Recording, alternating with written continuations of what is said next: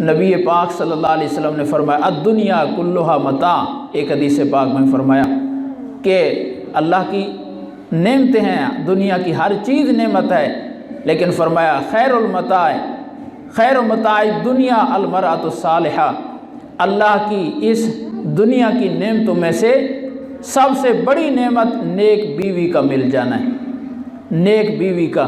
اور دوسری حدیث پاک میں اس نیک بیوی کی جو تعارف کروایا وہ یہ کہ وہ فرما بردار ہو، عفت والی ہو، حفاظت والی ہو، محبت والی ہو۔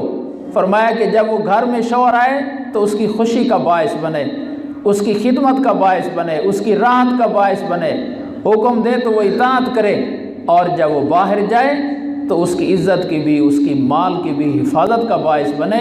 یہ ہے نیک عورت۔ تو فرمایا دنیا کا بہترین سرمایہ ایک مرد کے لیے وہ نیک عورت، اس کی نیک بیوی ہے جو اس کے گھر میں موجود ہے۔